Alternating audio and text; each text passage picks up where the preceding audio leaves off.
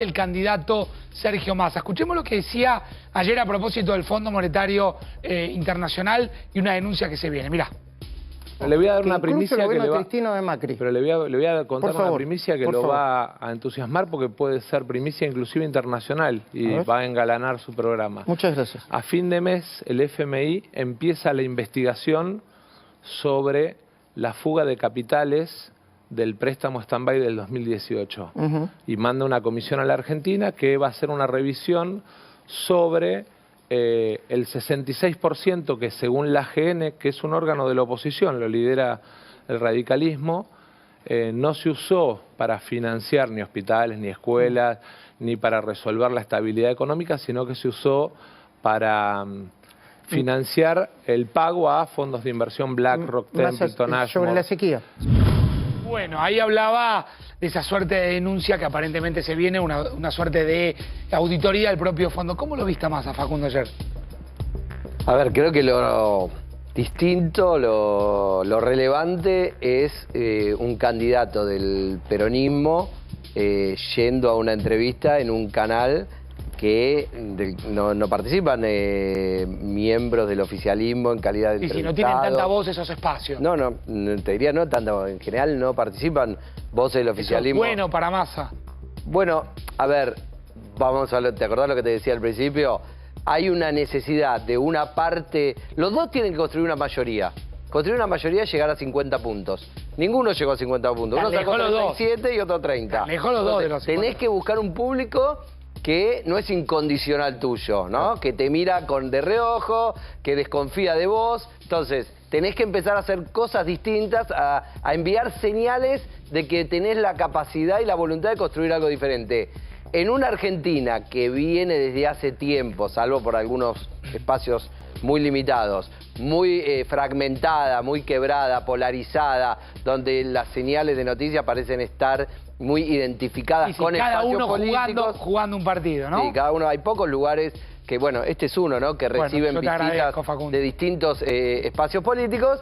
Que Sergio Massa dé un paso y vaya a un canal que ha estado muy enfrentado con el oficialismo es un guiño, digamos, no solo hacia los periodistas, en el sentido de yo puedo dialogar. Él dijo algo ayer, también dijo, yo no querello periodistas, hace, no sé, dijo 30 años, 40 años que hago política, no querello periodistas, mi opositor, el candidato opositor a mí, querello dos y de esta misma señal. Entonces, me parece que hay un proceso de diferenciación y de tratar de seducir a un público que no te va a votar por la justicia social, un público que no te va a votar por tu identidad. ¿Logrará, a ver qué pensás, Hernán, Facundo, logrará Massa convencer a la gente en estos 13 días de que él no es el kirchnerismo?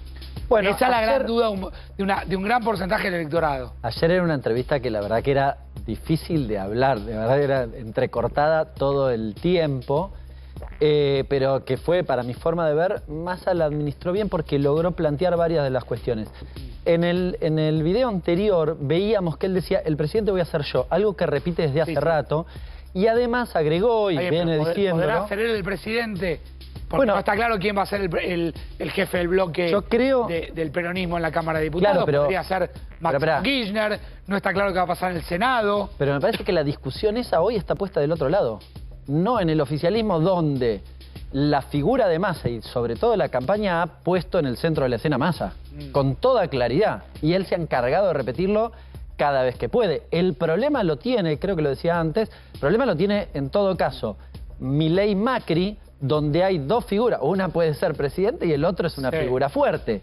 Es decir, ¿quién va a conducir eso? Porque finalmente después vos tenés que tener un presidente de la Cámara. ¿Qué vas a tener? ¿Un presidente de la Cámara de otro partido? No tiene sentido. Es decir, es evidente que vas a tener un miembro de tu espacio conduciendo la Cámara. Eso pero te diría una cosa que es natural. Que ese miembro de tu espacio sea Máximo Kirchner y otra cosa que se llame, digamos, Pirulo. Bueno, ya lo fue. Me parece que en ese sentido Massa lo desdramatizó bastante en el sentido que dijo, bueno, el presidente soy yo, el que toma las decisiones. Y la verdad en la Argentina, una Argentina donde vos tenés, digamos, una estructura que se concentra en la primer figura, en la primera magistratura, básicamente el que decide es el presidente. El problema es si los demás le ponen... Claro, si los demás lo condicionan. Yo retomo donde dejó Hernán. La Argentina tiene una estructura claramente presidencialista, un sistema institucional en el que la figura del presidente es mucho más fuerte que el presidente, por ejemplo, de países presidencialistas como por ejemplo Estados Unidos. Sí. El presidente de Estados Unidos está muy limitado por el Congreso, claro, por agencias gubernamentales que son muy independientes. En la Argentina... O los esquemas parlamentarios. Por eso, el Congreso. Sí. En la Argentina, el presidente es una figura que se destaca por encima del resto del sistema político. ¿Qué pasa con Massa? Veamos qué pasa con Massa en relación a esto y qué pasa con Milei. Está lo que vos decís. Massa puede ser él lo que no pudo ser Alberto Fernández en un punto, digámoslo con nombre y apellido. Clarísimo. Bueno, creo que el haber llegado hasta acá es porque él hasta ahora ha logrado construir, sin decirlo explícitamente, porque hasta ahora no lo había dicho, hasta el balotaje no lo había dicho tan explícitamente, que él es una promesa implícita de cambio. Un cambio con continuidad. Esta elección, todos prometían cambio. Burri prometía cambio, Larreta prometía cambio, Milei prometía cambio, Massa también promete cambio. La diferencia es que Massa, el Pero cambio ahí no de Massa... es raro cuando te plantea, a ver, de por sí es raro que el candidato sea el ministro de Economía de este contexto inflacionario muy complejo, la Argentina, de estas cifras, porque de alguna manera es el cambio del mismo, vendría a ser. Fíjate la contradicción, fíjate la contradicción. En Massa tu duda es si Massa puede ser presidente. Sí. ¿No? La pregunta es si Massa puede hacerse cargo del bastón y ejercer él el cargo de presidente. ¿Y hasta qué punto él mismo se puede diferenciar de su misma gestión que viene fracasando? Esa es la duda que tienen los que dicen, ¿lo voto a Massa o no lo voto a Massa? Lo que vos estás diciendo. Ahora, la duda que tienen los que dicen, ¿lo voto a Milei o no lo voto a Milei? Es al revés. ¿Será Milei? ¿Se animará Milei a ser presidente? ¿Entendés el juego? Claro. ¿Entendés el juego? Denme un poquitito más, que ahora lo escuchamos a Milei también, que ayer hizo su aparición pública también. Dame más de Massa, a ver. No voy a hacer un reparto de cargos, ¿sí? Porque me parece... creerte? No, si lo mismo decía Alberto Fernández, Cristina y vos cuando eran una alianza... No, pero te voy a hacer nombres, más fácil. Por favor. Me parece que es mucho más fácil. Bueno. ¿Vos querés saber si hay gente que hoy no es parte de mi espacio político y va a ser parte de mi gobierno? Sí.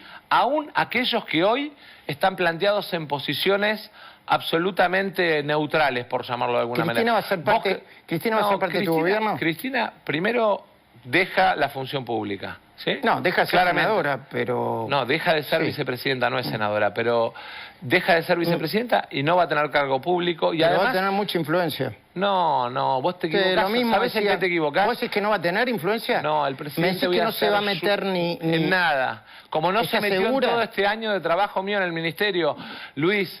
No te equivoques. Pero Sergio, hizo un acuerdo con vos para que seas el candidato. No te equivoques, Luis. ¿Cómo? No, estás equivocado. Lo dijo ella, mi candidato era Guado de Pedro, terminamos aceptando... Los gobernadores y la CGT me propusieron a mí y terminaron aceptando otro candidato. Eso es lo primero. Parte de un acuerdo. Eso es lo primero. ¿De quién es el candidato Massa? ¿De un acuerdo del peronismo? ¿De la propia Cristina? Ahí en lo que preguntaba Majul, ¿hay algo real de eso? Es decir, Cristina participó de ese acuerdo para que Massa sea candidato. El que no conoce la cultura peronista no lo puede entender. El peronismo... A ver, repetí eso, Facundo, el que no conoce... No, el que no conoce... Si vos lo mirás con la cultura del Partido Socialdemócrata Alemán, de la Unión Cívica Radical, y mismo de la coalición de Juntos por el Cambio, no podés entender cómo el peronismo, los líderes, es como un parto. El peronismo está pariendo un líder. Parir un líder tiene diversas etapas. No quiere decir eso que va a salir bien, Estoy diciendo cómo es el proceso. Ese líder primero tiene que garantizar ganar. ¿Sí? Hasta ahora Massa ganó en primera vuelta la elección, ahora tiene que coronar y ser presidente. Una vez que el líder es presidente, tiene que construir una coalición de gobierno y con esa coalición de gobierno irle bien. ¿A quiénes les pasó esto en la historia del peronismo? A Perón, a Menem y a los Kirchner. Después, el otro presidente que dio el peronismo, los otros dos presidentes, uno fue una primavera camporista, duró un tiempito, 40 días. Se frustró, 40 días. El otro fue Alberto Fernández, no pudo construir una coalición de gobierno. A Duhalde no lo metes ahí. Duhalde no fue elegido porque no ganó. Quiero decir una cosa. Marcó una tensión. Espera, porque me interesa esta idea de cómo dentro del peronismo se busca al líder. Claro, si el líder le va bien gobernando, y cuando digo le va bien gobernando, no es hacer lo que todos los argentinos quieren. Le va bien gobernando quiere decir consigue construir una etapa de estabilidad, crecimiento, distribución, y en esa etapa construye mayorías electorales que le permiten ganar las elecciones. Supongamos un periodo de 8 años gobernando. Los Menem fueron 10, los Kirchner fueron 12. ¿Vos te imaginás que el próximo presidente de la Argentina, sea o no peronista, si las cosas salen bien, es un periodo de 8 años? Sí, absolutamente. Ahora, mirá que venimos, pará, Facundo, te peleo un poco. Venimos de 2 procesos. Pero si salen bien. Macri sí, pero no y Alberto. A ninguno de los dos le salió bien.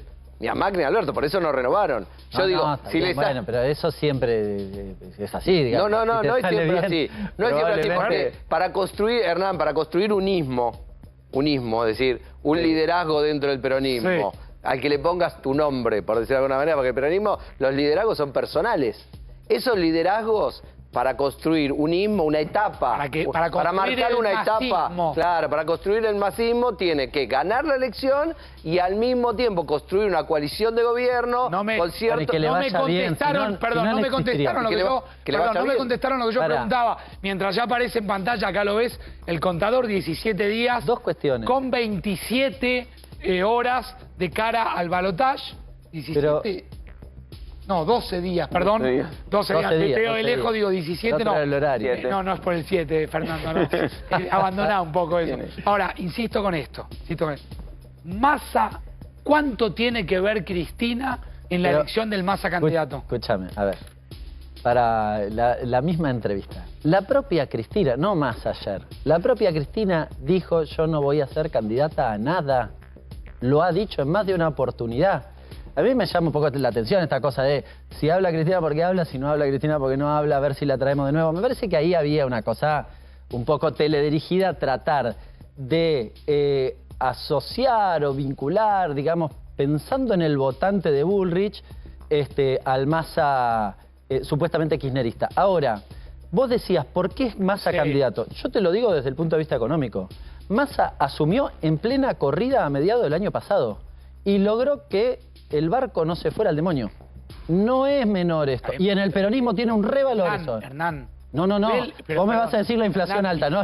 Te voy a decir la inflación alta. Y yo te voy a decir los salarios pulverizados. Mira, antes de que me lo dijeran lo sabía. Perdón, la inflación del alimento. No. A ver, discutámoslo. Si vos tenés una devaluación del 100%, ahí empezamos a discutir los salarios pulverizados. Massa no hizo eso. Y cuando Macri dice los salarios son la mitad del 19, es absolutamente falso. Los datos son oficiales, son iguales a los del 19, iguales a los de finales del 19. La inflación es más alta, salió el dato el viernes. Cuando arrancó este año, la gran expectativa política, y todo lo hemos escuchado en la previa, era sostener una inflación de 1,5%, 2% por mes para llegar muy competitivo a la elección. Pero Facundo, ¿nunca ha sido así? Pero Facundo, el 2%, tuviste una bomba neutrónica. Tengo la obligación desde el mundo de la economía de decirte, tuviste una bomba neutrónica que te quitó 20.000 millones de dólares en una economía bimonetaria. Es imposible que Massa hubiese cumplido con esa cosa que además la curva cuando lo planteó empezó a descender y pasó lo que pasó. Ahora, buena parte de la sociedad interpreta esto que estoy mencionando, porque si no, no hubiese sacado 37% de los votos. Sí, pero... A pesar de todos los datos. Yo no niego los datos de la realidad, ¿Cuánto hay en actitud? Porque si no, alguno me dice ahí... ¿Cuánto hay en actitud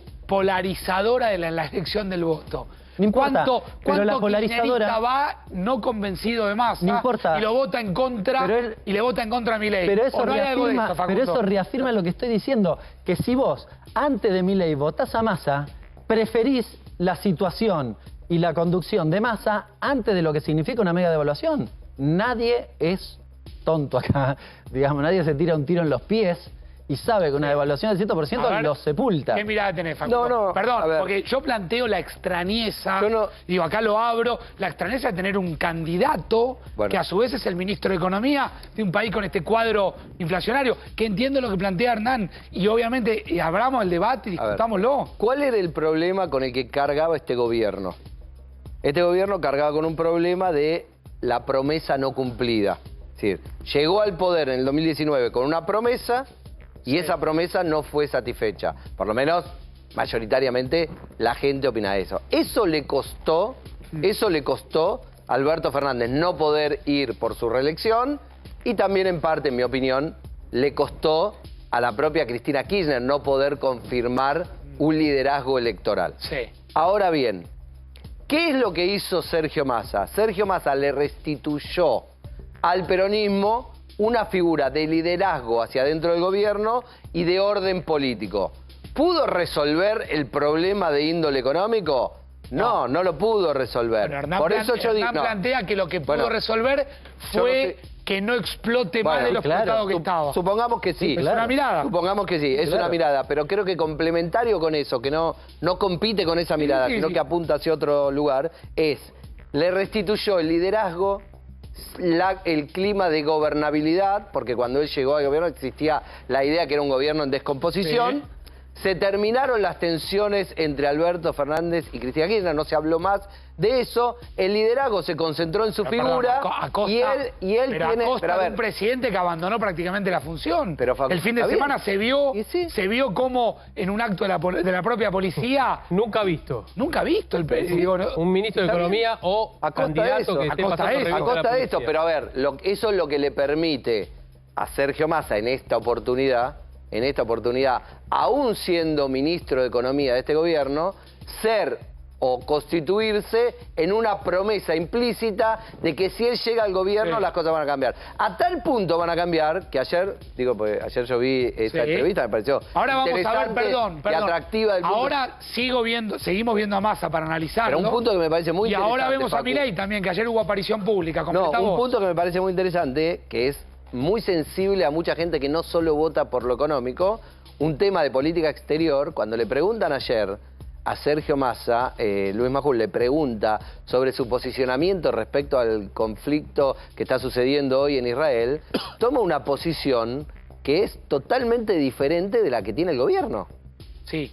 Diciendo que no está de acuerdo. Pero lo dice públicamente, no hace una evasiva. Le pregunta directamente, ¿pero vos estás en desacuerdo con lo que dijo la... Sí, totalmente en desacuerdo. El problema no es lo que diga Massa, sino cuánto la gente le cree lo que está diciendo.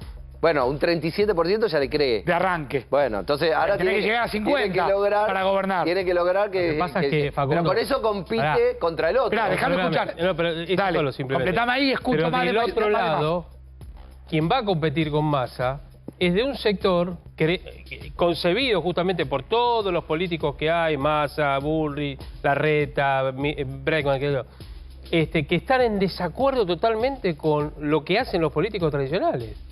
Bueno, pero esa es otra tensión. Hay dos candidatos totalmente opuestos. Pero ahí vámonos a la política, digo. Facu al principio. Uno es muy político y el otro... Facundo preguntó, ¿cómo va a vivir el debate Javier Milei? Milei atravesado por la tensión entre ser el político anticasta y al mismo tiempo el político que quiere dar seguridad. Porque ahí yo planteo, perdona, voy a llegar y no voy a hacer cualquier cosa. Hernán, Facundo, Javi, Fer, yo lo que planteo es que atención con la idea de ser un poquito anticasta.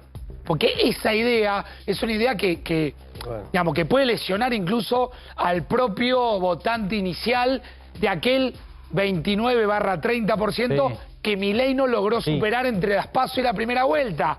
Hay mucha gente diciendo, pero pará, yo te puse un pleno porque vos sos anticasta. No se puede ser un poquito anticasta. Bueno. No podés ahora estar asociándote con Macri, con Bullrich. Eso le resta a Milei. Y claro. No sé las mediciones si efectivamente pegan o no, pero ¿viste en el jueguito donde vos repartís los votos? Sí, el simulacro. Claro, la presunción que tiene es que vos seguís votando lo mismo. Siempre presume que el 30 y el 37 están intactos. Y ahí yo comparto contigo que el acuerdo Macri-Milei lo pone en parte, en jaque, a una parte del votante de Milei, quizás el votante más ideológico de Milei, que es una parte, quizás no mayoritaria, pero una parte más ideológica, que dice, che, pará, nosotros somos libertarios, ¿qué tenemos que ver con esto? Cuando yo quería incendiar el Banco Central y vos me estás proponiendo solo que no emitamos, ¿qué hacemos ahora?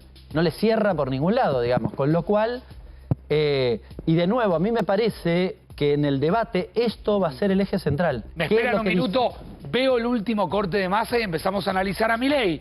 A 12 días, 17 horas del balotaje, más de Sergio Massa ayer.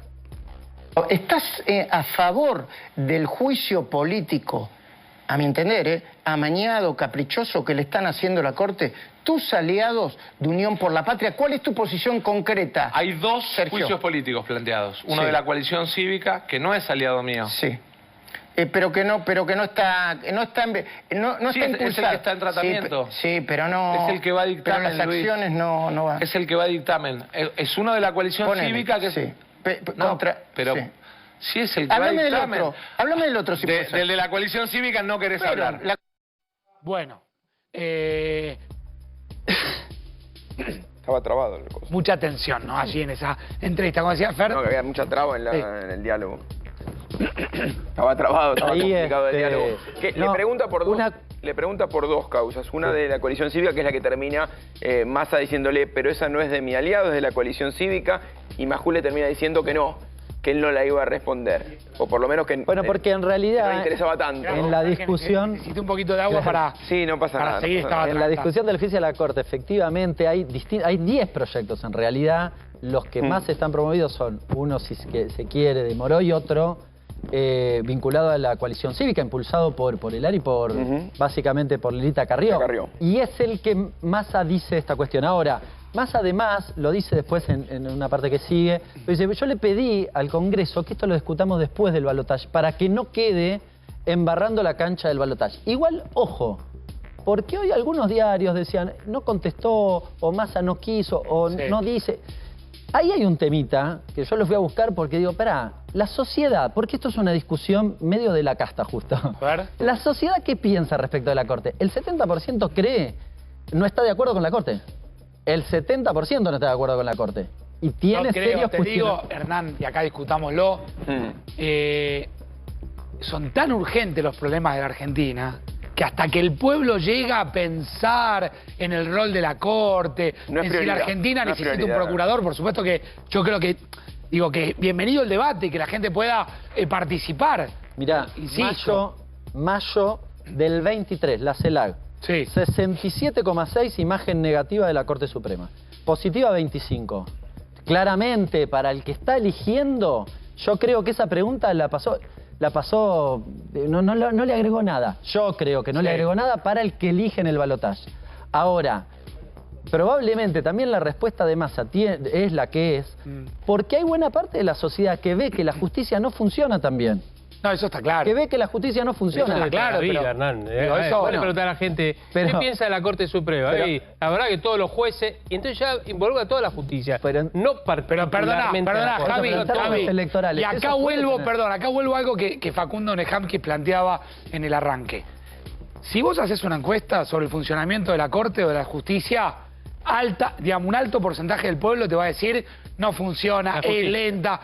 Si haces una encuesta sobre la enorme cantidad de popes sindicales que están aferrados a la silla, el pueblo te va a decir. Si haces una enorme encuesta sobre el funcionamiento de los medios y de los periodistas, sin llegar a coincidir con la idea que obviamente se reparte por ahí, de son todos unos ensobrados, seguramente nosotros, yo lo he planteado más de una oportunidad, pintándonos la cara, y uno ve todo el tiempo como de un lado y del otro se pintan la cara también los comunicadores, por llamarlo de alguna manera, y lo planteaba Facundo, digo, se discute eso en esta elección, cuando se dice que es una elección histórica, perdón que tengo hoy la garganta, me juega una mala pasada, no he gritado nada. Sábado bravo. Son malos ustedes. Digo, se está discutiendo eso, Facundo, se discute inevitablemente... un nuevo orden. Un nuevo orden. Ni siquiera estamos en una elección donde estaba el modelo polarizado y la vieja grieta. Ya es nueva también la grieta, porque hay tres... Digo, el país está partido en tres. Porque el nuevo orden no es solo, como creen algunos, que discutir el déficit fiscal. No, a veces en la Argentina se cree que es solo una discusión de economía. Déficit fiscal, más deuda, menos LELIC, es una discusión política también. Entonces, el nacimiento de un nuevo orden va acompañado también de una forma de articulación entre Estado, sector público, sector privado, la justicia, los medios de comunicación. De repente eso adquiere como un equilibrio y ahí la Argentina empieza como a funcionar. Ha pasado muchas veces en la historia, empieza a funcionar. Después en algún momento se traba y eso es lo que no nos permite funcionamientos sostenidos en el largo plazo, ¿no? Son como equilibrios precarios, por decirlo de alguna manera. La sociedad está esperando, o el pueblo está esperando, Facundo, ver que por lo menos se tracen 4 o 5 líneas digo, que con este nivel de confrontación... Es difícil. Con un Milei llegando al balotaje y un Massa llegando al balotaje y la sociedad completamente polarizada, mucha gente que vota anti-Massa, mucha gente que vota anti-Milei, es muy difícil establecer tres ideas centrales que atraviesen la educación, que levanten a sectores de argentinos y argentinas que están por debajo de la línea de la pobreza. ¿Cómo puede ser que vivamos en un país que tenga 7 cada 10 pibes pobres? Ahora, volvamos a la respuesta de Massa sobre la Corte. Porque también el candidato no puede responder, esto vamos a hablar de una cuestión técnica, no puede responder lo que el periodista quiere. No, está claro. Ni vos, ni Majul, ni ninguno. Porque si él responde, el periodista está buscando... De alguna manera, y está bien que así sea, pues el rol de los periodistas, que el candidato, los políticos pisen el palito. Entonces, si más ahí, ¿cuál es la solución que encontró? Sí, yo ahí te lo discuto un poco. Uno está esperando hacer una pregunta interesante que genere una respuesta, repreguntar, estar atento. Que sea difícil de responder. Sí, pero la idea de pisar el palito te la discute un poco. Porque... No, pero no con maldad.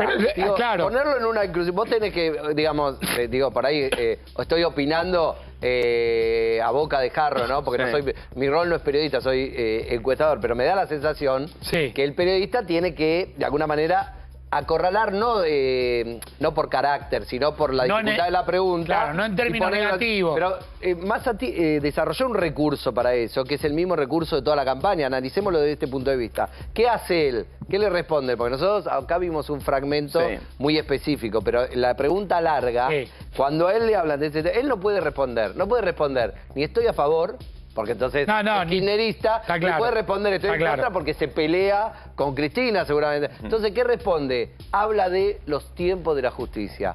Él, a una pregunta que tiene un nivel de abstracción y de complejidad que le interesa a las élites, al círculo rojo, que es el juicio político a la Corte, el recurso que él utiliza es ¿cuánto tiempo tarda la justicia en responder los problemas de la gente? Que es lo mismo que con el boleto de transporte, que es lo mismo decir, subsidios, ¿sí? La experiencia de vida cotidiana. Ese es el recurso que él ha encontrado para hablar de cuestiones prácticas y que sean cercanas a lo que el votante tiene como preocupación en su cabeza. Ya vamos a ir a la calle en algunos minutos con Fabián Rubino, con Cristian Balbo, que está recorriendo zonas sensibles como Constitución, ¿sí? Van a ver también un título del cronista. Quiero escucharlo a Milei. Ya analizamos a Massa. Quiero analizarlo a Milei. Ver qué ven ustedes cuando lo escuchan a Milei y ustedes también en casa. Míralo.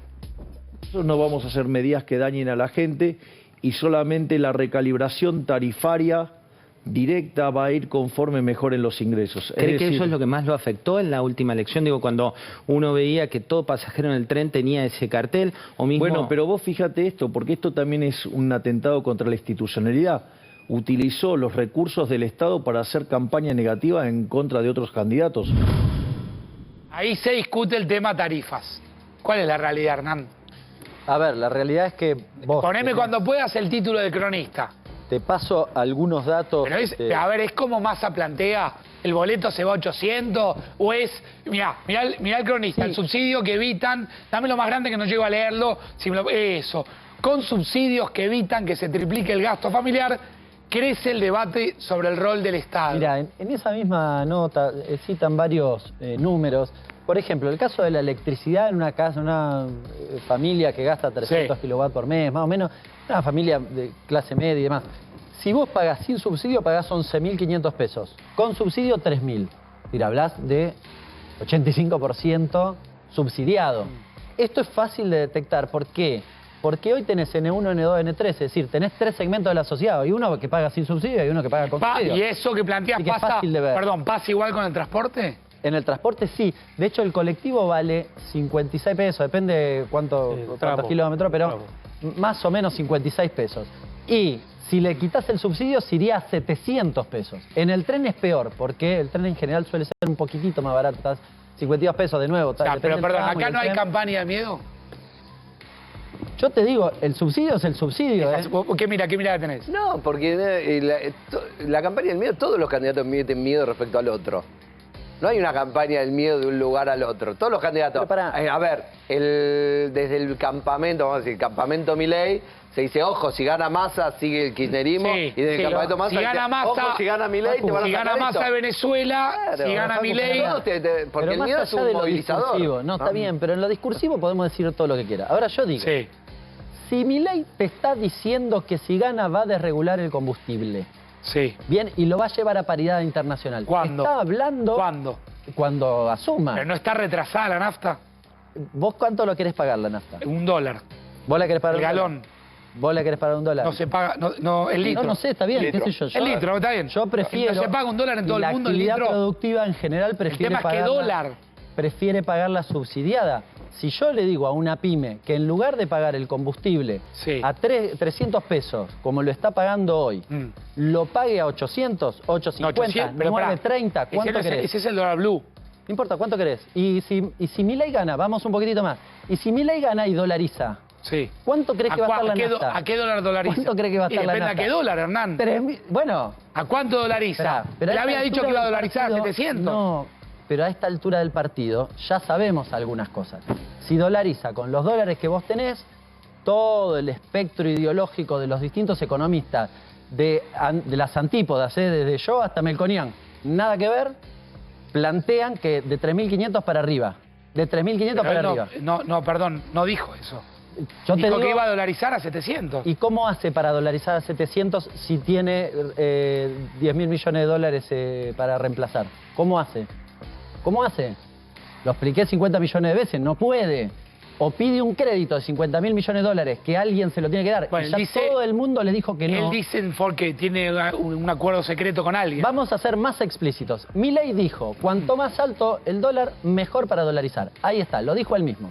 Así evitamos todas las discusiones. Entonces, si vale 3.500 es más fácil para dolarizar. No necesita tomar endeudamiento. Si vale 3.500, entonces la nafta va a costar 3.000 pesos. Sí, eso